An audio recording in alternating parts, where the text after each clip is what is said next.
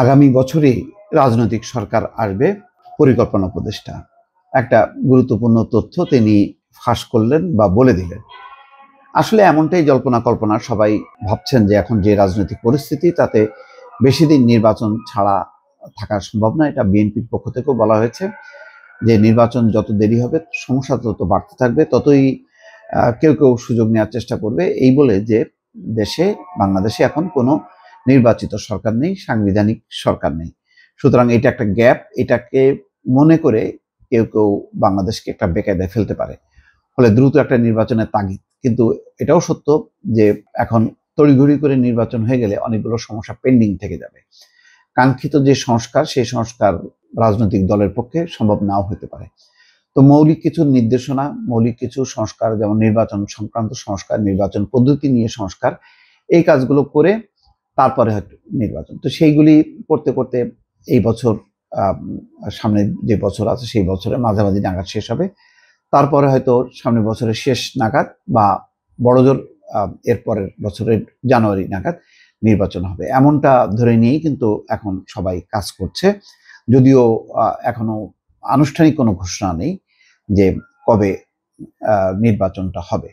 কিন্তু ওয়াহিদুদ্দিন মাহমুদ এই কথাটি বলার একটা কারণ হলো এই যে তিনি বলছেন যে অন্তর্বর্তী সরকার স্বল্প সময়ের জন্য এবং আগামী বছর নির্বাচন হবে, ফলে স্বল্প সময়ের মধ্যে যে কাঙ্ক্ষিত অর্থনৈতিক উন্নয়ন বা আয় বৈষম্য দূর করা সেটা হয়তো সম্ভব না।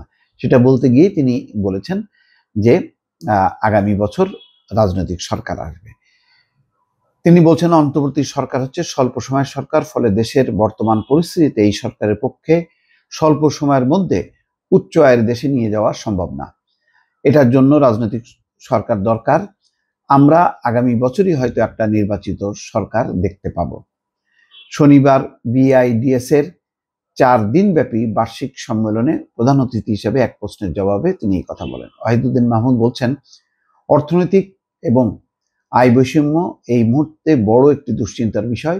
বৈষম্য দূর করতে মানসম্পন্ন শিক্ষা দরকার, যেখান থেকে অনেক দূরে রয়েছে বাংলাদেশ। তিনি বলেন, বাংলাদেশ এখন যে সম্পদ আছে তা অধিকাংশই কাগজে আছে কিন্তু বাস্তবে নেই। ব্যাংকে সাধারণ মানুষের টাকা আছে কিন্তু ব্যাংকের অধিকাংশ টাকা বাইরে চলে গেছে। দেখেন কত বাস্তব চিত্র তিনি তুলে ধরছেন। ব্যালেন্স শিটে অনেক টাকা থাকলেও বড় বড় কোম্পানিগুলো টাকার অভাবে শ্রমিকদের বেতন দিতে পারছে না।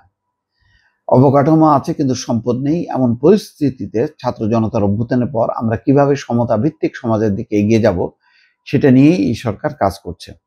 তো যাই হোক, এখন তিনি অর্থনীতির বাস্তব চিত্র তুলে ধরেছেন।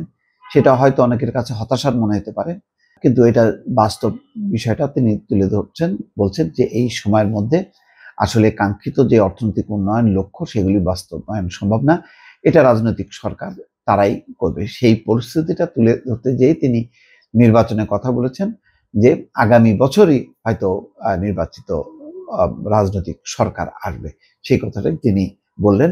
এটা হয়তো অনেকের জন্য একটা বড় ধরনের বার্তা হতে পারে। দর্শক ভালো থাকবেন, আল্লাহ হাফিজ।